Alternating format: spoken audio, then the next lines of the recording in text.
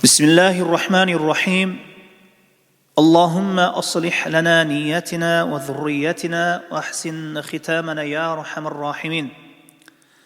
Сират илиминен Нурул Уюн китебинен сабагыбызды окунулантабыз. Зикру заужатихи саллаллаху алейхи вассалам. Пайгамбар саллаллаху алейхи вассаламдын аялдары тууралуу бөлүм Тазавважа Расулуллахи саллаллаху алейхи вассалама Хадичата бинта Хувайлид وهي رضي الله عنها بنت خويلد وقد سبق ذكرها. Бұл бөлімді Пайғамбар саллаллаху алейхи вассаламдың аялдарын автор рахимахулла бірме-бір баяндап береді. Бірінші болып Пайғамбар саллаллаху алейхи вассалам Хадича бинти Хувайлид радияллаху анхаға үйленген. Бұл туралы китептің башында да айтылған. Пайғамбар саллаллаху алейхи вассалам 25 жашында Хадича радияллаху анхаға үйленгені туралы баяндалған елі. Жана Хадича енебіз Пайғамбар саллаллаху алейхи вассаламдың бірінші аялы болған. 25 жашында үйленген болса, Пайғамбар саллаллаху алейхи вассалам 6 баласы мынау ушул Хадича енебіз төрөп берген. Хадича енебіз тирүү кезінде Пайғамбар саллаллаху алейхи вассалам башқа бір аялға үйленген емес. 6 баласынан екөөсү жаш кезінде аламдан өтүп кеткен. Кейін 4 қыз Хадича енебиз менен бирге болгон. Хадича енебиз аламдан өткөнгө чейин радияллаху анха. ثم سودة بنت زمعة ابن قيس ابن عبد الشمس ابن عبد أد ابن النصر ابن مالك ابن حسن ابن عامر ابن لوي. Kiyinki үйленген аялы Сауда бинти Зам'a болуп саналат. وكبرت عنده فأراد طلاقها فوهبت يومها لعائشة رضي الله عنها وقالت لا حاجة لي في الرجال وإنما أريد أن أحشر في زوجتك رضي الله تعالى عنها. Сауда енебиздин жашы кексейип калган кезде Пайгамбар саллаллаху алейхи вассалам анын талагын берүүнү каалайт. Мұны сезген Сауда енебіз өзінің Пайғамбар саллаллаху алейхи вассаламдың некесінде қалу ордун Пайғамбар саллаллаху алейхи вассалам менен боло турган түнүн Айша радияллаху анхаға тартуулайт. Айша енебизге тартуулайт. Менин эркектерге каалоом жок, мага кыямат күнү сиздин аялдарыңыз катарында тирилсем жетиштүү дейт Сауда енебиз Пайғамбарыбыз саллаллаху алейхи вассаламга. Алымдар мына ушул окуяны далил кылып, эгер бир эркек аялын жактырбай кулк адебин, кулк мүнөзүн же адеби себеп, же башка бир себепке көрө жактырбай кала турган болсо, аялы өзүнүн акысынан кечип, никесинде калууну кааласа күйөөсүн.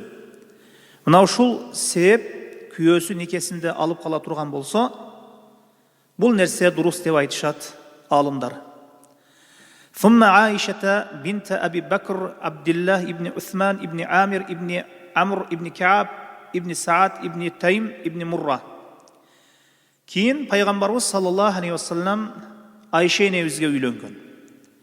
Абу Бакр радияллаху анхунун кызы Абдулла ибн Усман бул Абу Бакр радияллаху анхунун аты болуп саналат. Атасынын аты Усман. Абу Бакр деп күниясы менен атағы шыққан өзі негізі өзінің аты, Абу Бакрдың өзінің аты Абдуллах ибн Усман. Тазавважаха саллаллаху алейхи вассалам би Макката қабл ал-хижра би санатейн. Меккеде хижраттан 2 жыл алдын үйленген Пайғамбарыбыз саллаллаху алейхи вассалам Айша енебизге. Ва қила би 3 ва хия бинту 6 ау 7 ва бана биха бил Мадина ва хия бинту 9. Кейбір риwаяттарда 3 жыл алдан деп айтылған. Ошол уақытта Айша енебиз 6 жашта же 7 жашта болгон. Нике кылынган уақытта Айша енебиз 6 жашта же 7 жашта болгон. Ва бана биха бил Мадина ва хия бинту 9. Мадинага хижрат кылгандан кийин 9 жашында Пайгамбарыбыз саллаллаху алейхи вассалам менен кошулган. Ва мата анха ва хия бинту 18 сана ва туфият саната 58. Айша енебиз 18 жашқа жеткен кезде Пайғамбар саллаллаху алейхи вассалам аламдан өтөт. Пайғамбар саллаллаху алейхи вассалам Айша энебизге кошулгандан кийинки жылды санасак 9 жыл болуп жатат. Кошулгандан кийинки жыл 9 жыл болуп жатат. 9 жыл пайгамбарыбыз саллаллаху алейхи вассалам менен бирге болгон экен Айша энебиз. Кошулгандан кийин Айша энебиз хижраттын 58 жылы аламдан өткөн. Ва кыйла гайру залик. Бул маселеде талаш тартыш бар алымдардын өз ара ортосунда, мындан башка да сөздөр бар дейт автор рахимахулла Сайидин нас. Аламдан өткөн кезде жаназасын Абу Хурайра радияллаху анху окуган экен деп айтышат. Айша радияллаху анханын жаназасын. ولم يتزوج بكرا غيرها تكنى بأم عبد الله رضي الله تعالى عنها. Пайғамбар саллаллаху алейхи вассалам Айша энебизден башка бакира кыз аялга үйлөнгөн эмес. Кыз аялга үйлөнгөн эмес. Бир гана ушул Айша радияллаху анха кыз болуп тийген пайгамбарыбыз саллаллаху алейхи вассаламга. Куниясы Умму Абдуллах болгон. Абдуллах деген баласы болгон эмес Айша радияллаху анханын. Бир риваятта боюнда болуп түшүп калган, ошону Абдуллах деп атаган деп айтылат. Ошондуктан Умму Абдуллах деген куния берилген деп айтылат.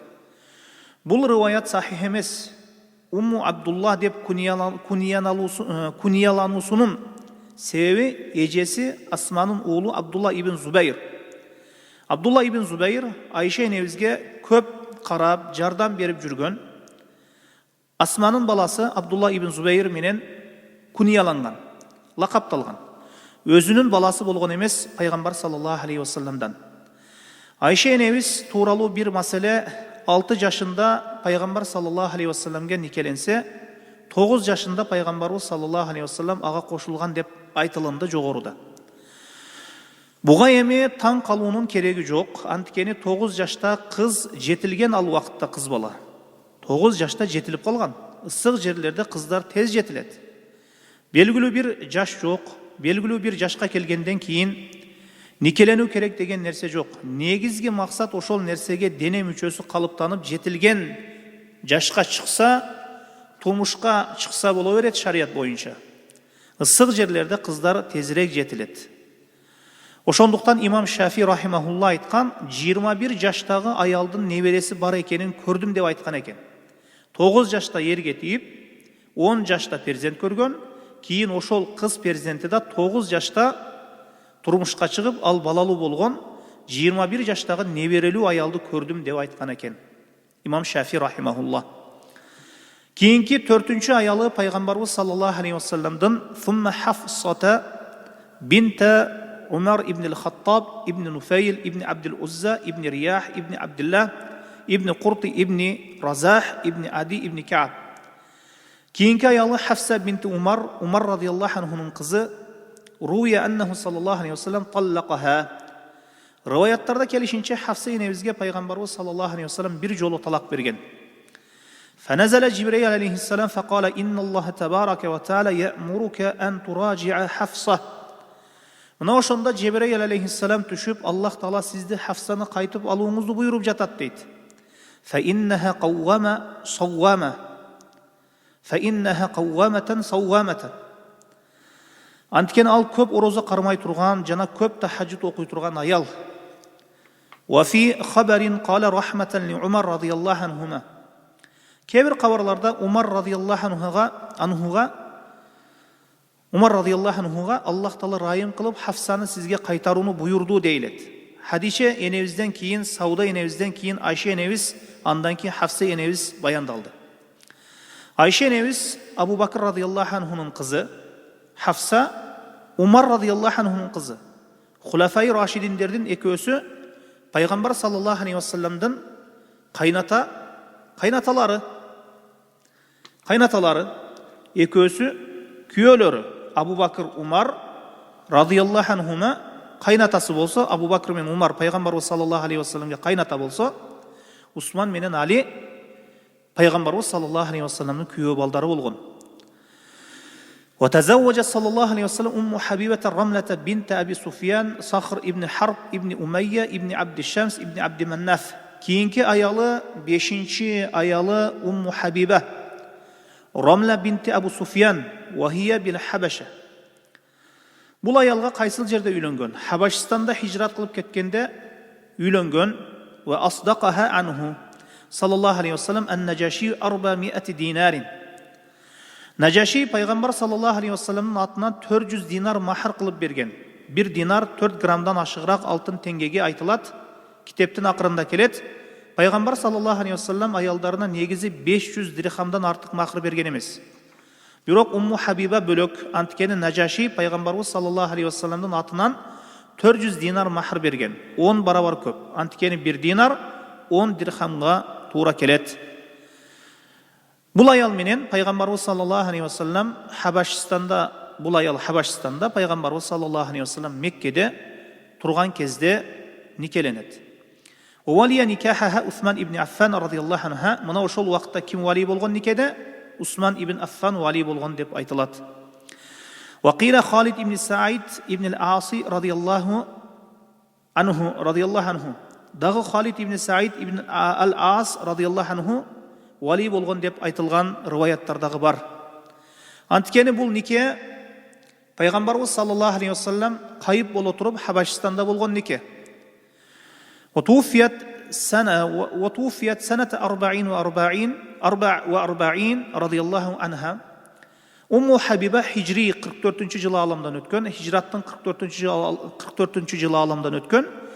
Негізі Умму Хабиба радиаллаху анха күйесі Убайдулла ибн Жахш менен Хабашистанға хижрат қылған болады. Убайдулла ибн Жахш ал жерге барғандан кейін Насара диніне өтіп, ал жерде мұртат болып өледі. Кейін Умму Хабибаның иддасы бүткөндөн кейін пайғамбар саллаллаху алейхи уассалам некесін алған. Умму Хабиба Абу Суфиянның қызы. Ошол уақытта пайғамбарымыз саллаллаху алейхи уассаламге ең қатты душман болған киши Абу Суфиянның қызын пайғамбарымыз саллаллаху алейхи уассалам некесін алған. Абу Суфиян ошол уақытта ислам динин қабыл алған емес эле, бирок қызы Умму Хабиба мусулман болған эле. Күйөөсү да мусулман болып кеткен, хижрат қылып, бирок Хабашистанға барғандан кейін Насара динине өтіп, капыр болып өліп кеткен. Ошондуктан хидаят Аллах Тааладан болот. Динде бекем болууну Аллахтан сурап дуа кылуу керек экен. وتزوج صلى الله عليه وسلم أم سلمة هند بنت أبي أمية ابن المغيرة ابن عبد الله ابن عمرو ابن مخزوم. 6-cı ayalı Peygamberimiz sallallahu aleyhi ve sellem'den. Ummu Salama Hind bolğan. Hind binti Abu Umayya. وماتت سنة 62 وهي آخرهن موتا. Hicrattın 62-ci жылы аламдан өткен. Peygamber sallallahu aleyhi ve sellem'den ayalların içinden en akırkı alamdan өткен ayalı Ummu Salama bolot. وقيل ميمونة رضي الله عنها. Kebir rivayatlarda Maymuna radıyallahu anha deyilgen.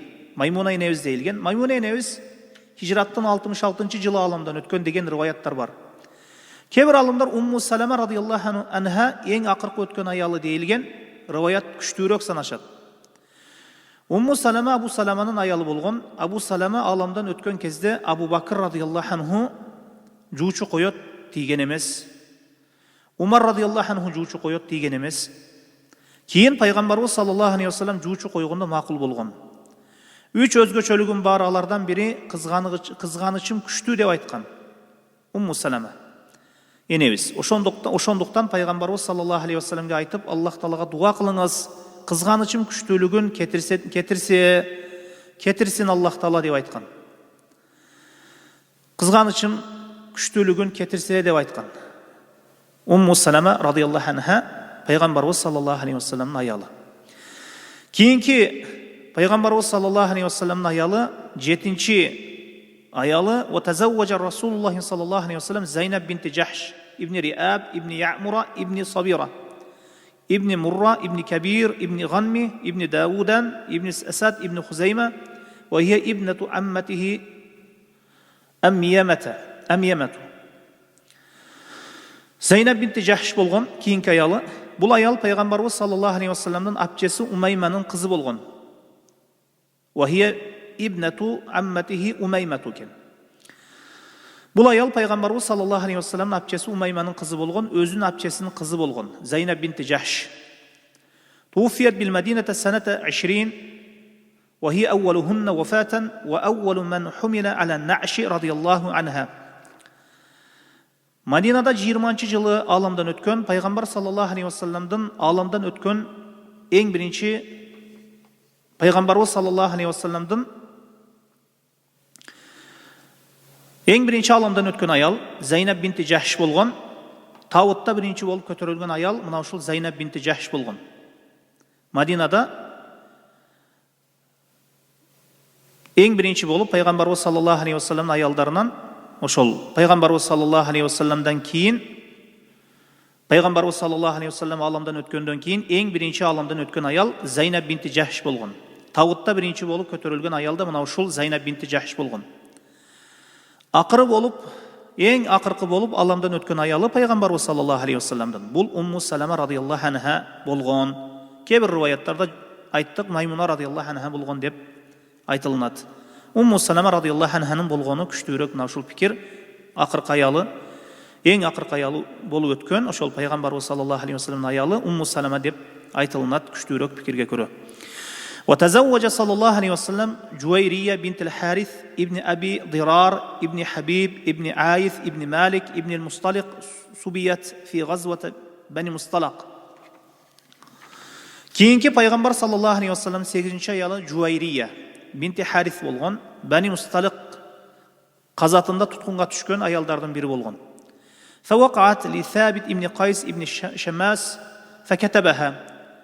Ол жолор бөліштірілген уақытта Сабит ибн Қайс ибн Шамстың өлішінен шыққан.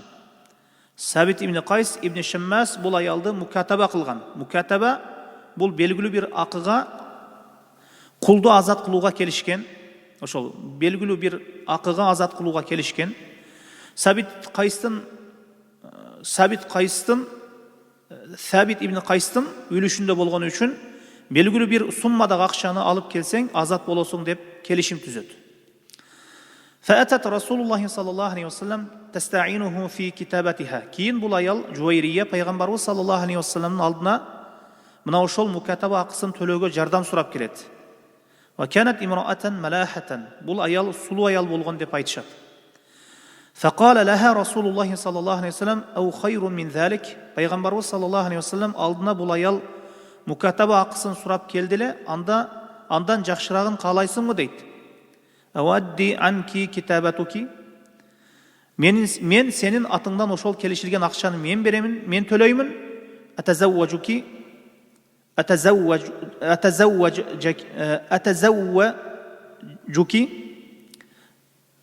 Жанасаға өзім үйленемін деп айтады пайғамбарыбыз саллаллаху алейхи уассалам.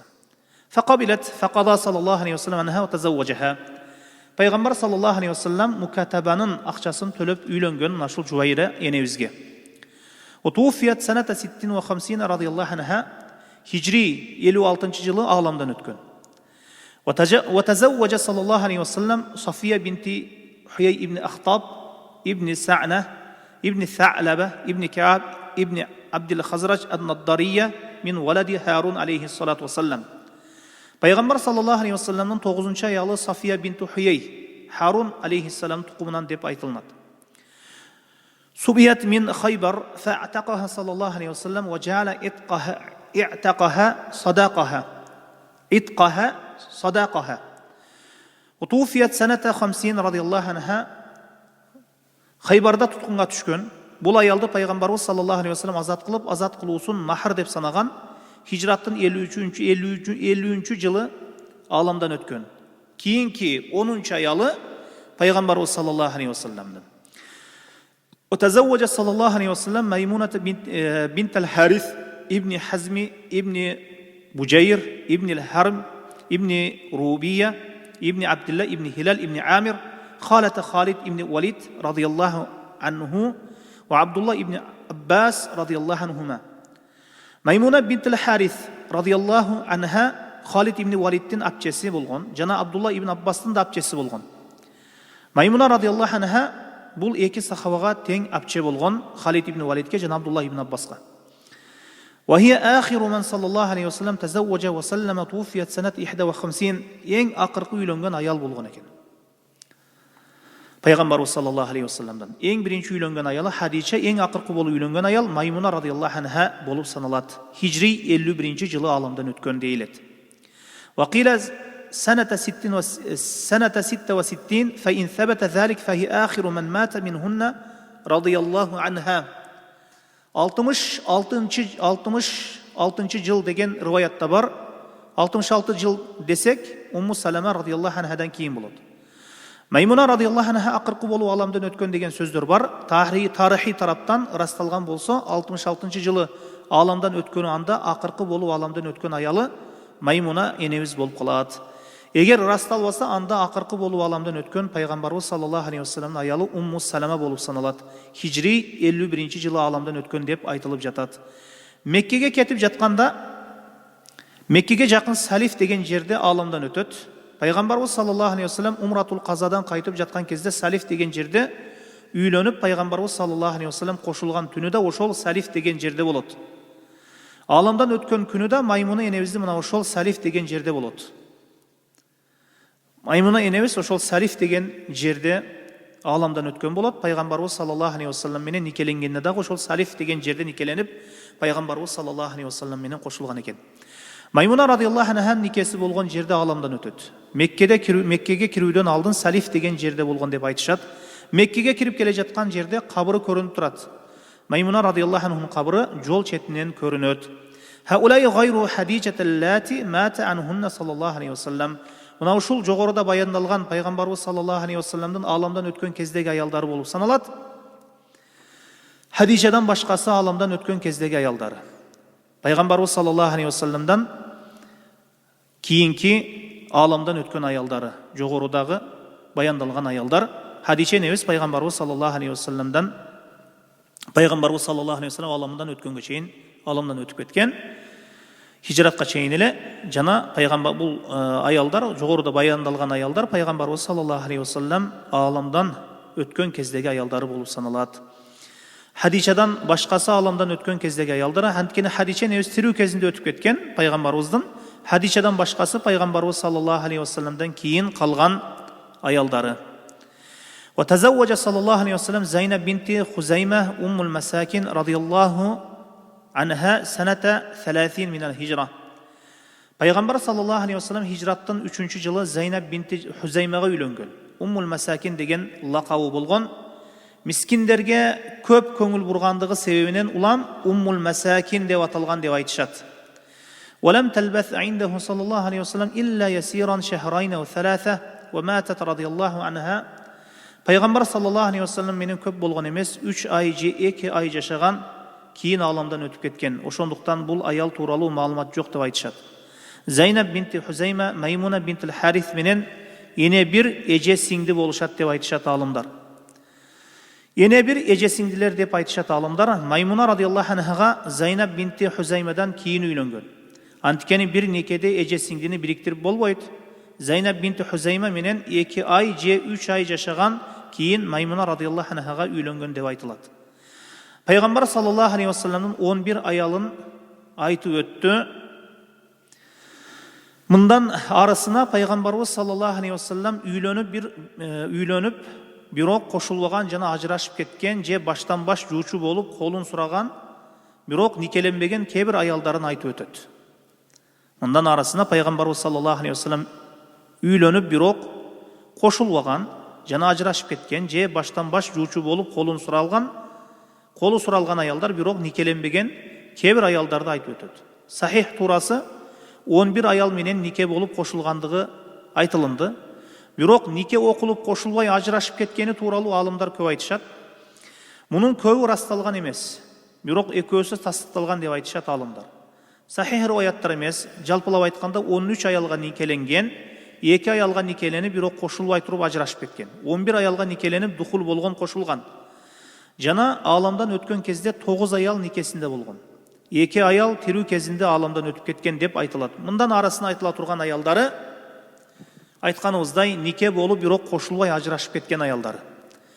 وتزوج صلى الله عليه وسلم فاطمة بنت الضحاك وخيرها صلى الله عليه وسلم حين نزلت آية التخير فاختارت الدنيا. Пайғамбар саллаллаху алейхи вассалам Фатима бинти Даххакка үйленген, жана тахир аяты түшкөн убакытта ыктыяр берген. Мына ошондо дүйнөнү ыктыяр кылган экен. Фатима бинти Даххак. Бул тахир аяты Ахзаб сүрөсүндө айтылат. Я айюхан наби кул ли азважика ин кунтунна туридна ал-хаята ад-дуnya ва зинатаха فتعالين أمتعكن وسرحكن سراحا جميلا. Мына ушул аят түшкөн кезде пайгамбар саллаллаху алейхи вассалам аялдарына ыктыярдуулук берет. Аялдары болсо пайгамбарыбыз саллаллаху алейхи вассаламды ыктыяр кылышат. Мына ошондо мына ушул аял Фатима бинти Дахак дүйнөнү тандайт. ففارقها صلى الله عليه وسلم. ошондо пайгамбарыбыз саллаллаху алейхи вассалам аны менен ажырашат, жообун берет. ثم كانت بعد ذلك صلى الله عليه وسلم تلقط ثم كانت بعد ذلك تلقط البعر وتقول أنا الشقية اخترت الدنيا. Кийин өкүнүп, жер үстүнөн тезектерди терип жүрүп, мен бактсыз дүйнөнү тандап алган экенмин дейлет. Бирок риваят тастыкталган эмес, бул риваяттагы алымдар айтышат. Сахих болгон риваят эмес. Аялдарынан бирөөсү да дүйнөнү ыктыяр кылгандыгы сахих риваяттарда келген эмес деп айтышат алымдар. وتزوج صلى الله عليه وسلم إسافة أخت دحية الكلبي رضي الله عنها. Пайгамбар саллаллаху алейхи вассалам Дихиятул Калбинин карындашы Исафка үйлөнгөн. Кебир улактарда бул аялдын аты Шарак же Шараф деп келет. Дихиятул Калби бул сахабанын сүрөтүндө Жебрейил келет эле. Бул сахабанын карындашына жууч койгон, колун сураган пайгамбарыбыз саллаллаху алейхи вассалам кебир алымдар айтышат. Пайгамбарыбыз саллаллаху алейхи вассалам колун сураган кезде кубанганын ааламдан өтүп кеткен деп айтылат. Бирок бул аял менен кошулган эмес саллаллаху алейхи вассалам. وخولة بنت هذيل وقيل بنت حكيم وهي التي وهبت نفسها له صلى الله عليه وسلم وقيل تلك الشريك. Хаула бинти Хузейлге никеленген, жана бир риваятта Хаула бинти Хаким өзүн пайгамбарыбыз саллаллаху алейхи вассаламга хиба кылган аялдардан болгон. Мындай десек нике болгон эмес, хиба кылган пайгамбарыбыз саллаллаху алейхи вассалам макул болгон эмес. Мындайча айтканда пайгамбар саллаллаху алейхи вассалам менен никеленген эмес. Ал эми кебир алымдар жок, бул аял Умму Шарик деп айтышкан. Васма бинта Кааб ал-Джаунiyya радияллаху анха وعمرة بنت يزيد ابن الجون الكلابية رضي الله عنها وطلقها رضي الله عنها طلقها صلى الله عليه وسلم قبل الدخول. Амра бинти Язид кошул бастан туруп жообун берген пайгамбарыбыз саллаллаху алейхи вассалам, талагын берген деп айтылып жатат. وامرأة من غفار فرأى صلى الله عليه وسلم بها بياضا فالحقها بأهلها. Гыфар урусунан бир аялга үйлөнгөн, ал аялдын денесинде актык, пестиктин белгисин көргөндөн кийин пайгамбарыбыз саллаллаху алейхи вассалам жообун берип жиберген экен. وامرأة تميمة فلما دخل صلى الله عليه وسلم عليها قالت أعوذ بالله منك فقال منع الله أعذاه إلحقي بأهلك. Тамимилик бир аялга да үйлөнгөн, анан пайгамбарыбыз саллаллаху алейхи вассалам алдына кирген убакытта Аллахтан сенден коргонуу сураймын деп айткан. Аллахтан ким коргонуу сураса ага Аллах таала коргоо берет деп, үй бүлөңө кете бер деп пайгамбарыбыз саллаллаху алейхи вассалам жообун берген дейлет. Ва Аилата бинта Забиян таллакаха саллаллаху алейхи вассалам хина адхалат алейх. Алия бинти Забиян бул аялга да кошулуу убагында талагын берген деп айтылып жатат пайгамбарыбыз саллаллаху алейхи вассаламдын. وبنت صلتي وماتت قبل أن يدخل عليها. بنت صلتка кошулбай туруп бул аялда бинт Салтка кошулбай туруп пайгамбарыбыз саллаллаху алейхи вассалам ушул бинт Салтка кошулбай туруп бул аялда ааламдан өтүп кеткен экен. Бул аял пайгамбарыбыз саллаллаху алейхи вассалам менен кошулбай туруп وملائكة الليثية فلما دخل عليها قال هبي لي نفسك قالت وهل تهب الملكة نفسها للسوقة فسرحها صلى الله عليه وسلم. Мулайката Лайсияга да үйлөнгөн, алдына кирген убакытта өзүңдү мага хиба кылгын деп айтканда пайгамбарыбыз саллаллаху алейхи вассалам Малика өзүн бир жөнөкөй адамга да хиба кылабы деп айткан. Ушундай сулуу аял өзүн бир жөнөкөй адамга да хиба кылабы деп пайгамбарыбыз саллаллаху алейхи вассалам назарда тутуп айткан. Кийин пайгамбарыбыз саллаллаху алейхи вассалам жообун берип жиберген деп айтылат.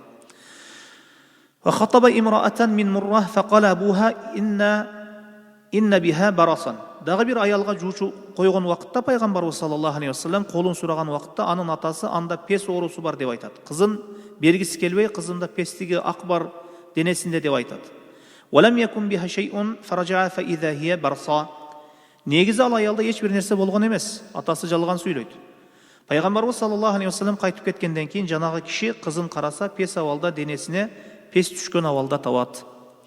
وخطب صلى الله عليه وسلم امرأة من أبيها فوصفها له. Пайғамбар саллаллаху алейхи вассалам bir аялды атасынан сұрайды. Ошонда жана киши кызын пайгамбарыбыз саллаллаху алейхи вассаламга сыпаттап берет. وقال أزيدك أنها لم تكن تمرض قط. Кызымдын бир сыпатын айтамын, бул кызым эч качан оорубайт деп айтат. Мактап сыпаттарын айтып, дагы бир кошумча сыпатын айтамын, эч качан оорубайт деп айтканда пайгамбарыбыз саллаллаху алейхи вассалам ма ли хадихи индаллах хайрун мин хайрин фатаракаха. Ошонда пайгамбарыбыз саллаллаху алейхи вассалам бул аялга Аллахтын алдында эч бир жакшылык жок экен деп туруп таштап кетет. Ооруда неемат экен. Ва кана садакуху линисаихи саллаллаху алейхи вассалам 500 дирхам ликулли вахида. Пайгамбарыбыз саллаллаху алейхи вассаламдын аялдарына берген махры 500 дирхам болгон. Ар бир аялына берген дирхамы 500 дирхамдан ашкан эмес. Хада асаху мақил, эң туура айтылган сөз мына ушул махр туурасында. Илля Сафия ва Умму Хабиба, бирок аялдар арасынан Сафия менен Умму Хабибанын махры өзгөчө болгон. Сафия энебиздин кулдуктан азат кылуусу жана Умму Хабибанын махры 500 динар деп айтылды. Нажаши пайгамбарыбыз саллаллаху алейхи вассаламдын атынан төлөгөн. Радияллаху аджмаин, Аллах алардын баарысынан разы болсун. Демек, азыркы акырында айтылган 11 аялдан кийин айтылган аялдардын көбү алымдар расталган рываят эмес дейт. 11 аял пайгамбарыбыз саллаллаху алейхи вассалам никеленип кошулган аял. Калганы расталган эмес рываяттар, сахих эмес, сахих рываят эмес калгандары. Кээ бир алымдар мындан да көп санды айтышат, бирок ал рываяттардын көпчүлүгү сахих эмес. Кээ бир алымдардын алардын экөө гана сахих деп айтышат. Эки аял менен никеленип бирок кошулбастан ажырашып кеткен. Пайгамбарыбыз саллаллаху алейхи вассалам калган 11 аял никеленип кошулган жана пайгамбарыбыз саллаллаху алейхи вассалам аламдан өткөн кезде 9 аялы никесинде болгон. Мына ушул бөлүмдүн акырында адатта айтыла турган бир күмөнгө жооп берип өтөбүз. Пайгамбарыбыз саллаллаху алейхи вассалам аламдан өткөн кезде 9 аялы болгон экен. Калган жалпысынан 11 аялга никеленип кошулган жана ошол 11 аялдын 9-у пайгамбарыбыз саллаллаху алейхи вассалам аламдан өткөн кезде никесинде болгон. Мына ушул бөлүмдүн акырында адатта айтыла турган бир күмөнгө жооп берип өтөбүз. Дин душмандары Мухаммадтын көп аялы болгон дешип тилге алгыс сөздөр менен ар кандай ылайыксыз сөздөрдү сүйлөшөт. Муну менен кемситүүнү айыптоону максат кылышат. Пайгамбар саллаллаху алейхи вассаламдын ушунча аялы болгон деп туруп, шахватына, напси каулоосуна берилген адам деп туруп айыпташат. Буга жооп ушундай. Пайгамбар саллаллаху алейхи вассалам качан үйлөндү? Көбүнчө бирден артык аялга үйлөнүүсү 50 жашынан кийин болгон. Хадише энебизге 25 жашта үйлөнгөн болсо, жаштык доору Хадише энебиз менен өттү. Хижраттан алдыңкы убакытка чейин үйлөнгөн эмес, Хадише энебиз аламдан өткөндөн кийин үйлөнгөн. Бул биринчиден дейбиз. Шахват үчүн аялдарга үйлөнгөндө жаштык заманында үйлөнгөн болор эле. 50 жаштан кийин үйлөнгөн. Калган аялдарын. Экинчиден, пайгамбар саллаллаху алейхи вассалам чындыгында алар айткандай болгондо эле жаштарга үйлөнүүсү мүмкүн эле. Айша энебизден башка кыздуу аялга үйлөнгөн эмес. Бир гана Айша энебиз кыз болуп деген пайгамбарыбыз саллаллаху алейхи вассаламга. Калган аялдардын баарысы ерден чыккан аялдар болгон. Үчүнчүдөн, үммөтүнү 4төн ашык аялга үйлөнгөнгө рухсат. Үммөтүнү 4төн ашык аялга үйлөнгөнгө рухсат жокко, бирок пайгамбарыбыз саллаллаху алейхи вассалам 4төн көп аялга үйлөндү. 4төн көп аялга үйлөнүү тыюу салынат. Чек мына ушул жерде. Ал эми пайгамбарыбыз саллаллаху алейхи вассаламга 4төн көп аялга үйлөнүүгө рухсат берилди. Алымдар мунун себебин баяндап айтышат. Пайгамбар саллаллаху алейхи вассалам расул, пайгамбар, ал кишинин бардык кылган иштери биз үчүн үлгү. Үйүн ичиндеги иштери болсун, үйүн сыртындагы иштери болсун, үй ичиндеги иштерин бизге аялдары гана жеткире алган. Демек, динди таратуу максатта үйдүн ичиндеги абал сыртка чыгуусу үчүн аялдарын көп болуусу хикматы мына ушунда дейт кээ бир алымдар. Имам Бухари рахимахулла пайгамбарыбыз саллаллаху алейхи вассаламдын гусулу тууралуу хадистерди риваят кылган кезде Айша энебизден деп келтирген эмес, Расулулланын заужалары Айшадан деп келтирет. Пайғамбар саллаллаху алейхи вассалам заужалары, аялдары Маймуна енебізден пайғамбарымыз саллаллаху алейхи вассаламдан деп келтіреді. Ғусулдың көрінішін баяндаған кезде. Аялдары заужалары деп көрсетме берген. Имам Бухари рахимахулла ушул ғусул бабында. Мына ушулардан риваят кылынат деп айтылуысы ғусулун аялдары риваят кылган. Ауратын жууду, тарат алды, бүт денесин жууду деп келет. Албетте үй ичиндеги иштерин саллаллаху алейхи вассаламдан аялдары кабарлаган. Аялдарынын көп болуусунун хикматы да мына ушул үй ичиндеги нерселерди кабарын беришкени себеп болот деп айтышкан алымдар. Үй ичиндеги пайгамбарыбыз саллаллаху алейхи вассалам иштерин, сүннөттөрүн мына ушул аялдары сыртка алып чыгып, үммөткө чоң бир сабак катары, илим катары, шарият катары ошол нерсе пайгамбарыбыз саллаллаху алейхи вассаламдын үйүнүн ичиндеги иштер, сүннөттөр көрсөтүп берген жашоосуну алып чыгып, көрсөтүп, үлгү катары, шарият катары мындайча айтканда көп нерселерди бизге билдиришкен. Аллаху алам бис-саваб.